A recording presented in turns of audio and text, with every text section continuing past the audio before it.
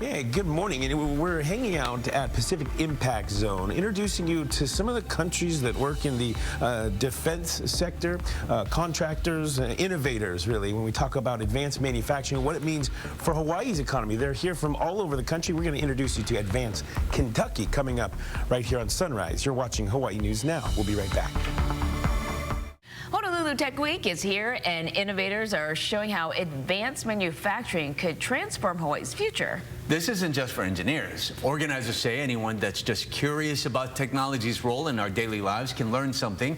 Casey Lunn is out in downtown learning more. Morning, Casey. Yeah. Good morning to you. We've been learning a lot, and that's what this is all about. It's about sharing knowledge, sharing innovation. Of course, we're at Pacific Impact Zone. We've been here for quite some time this morning, talking with those folks about what they do. They've created this hub where they bring people together. Opportunities like this, Honolulu Tech Week, where they have all these contractors, all these innovators in the world of defense contracting right here, sharing their knowledge with local folks, inspiring the next generation of leaders in these fields. I want to bring on Sheri McGuffin. She's with us.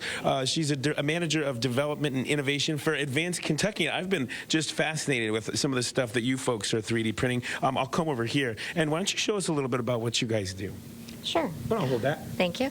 And so at Advanced Kentucky, essentially we support STEM education across the state of Kentucky, and then through our larger organization, Kentucky Science and Technology Corporation, we work to help to build the STEM education economy, STEM workforce economy, and then through our national partners help to build an overall STEM ecosystem and a tech-based ecosystem.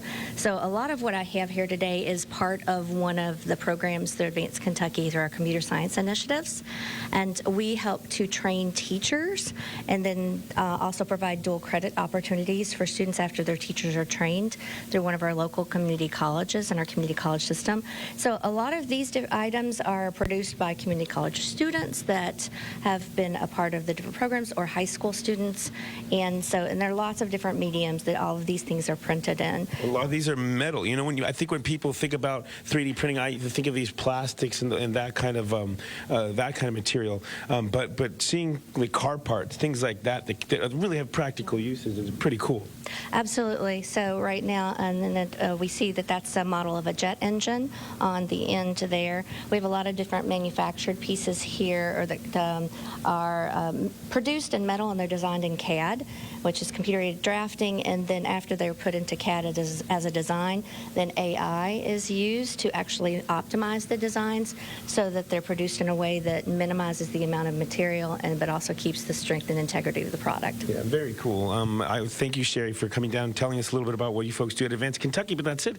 Sharing all this, coming to different places, coming to Hawaii so that folks here, especially our young folks that are interested in STEM, really see some of the possibilities, and they get to share that knowledge. Again, Honolulu Tech Week all week, and at Pacific Impact Zone has a lot of information on their website.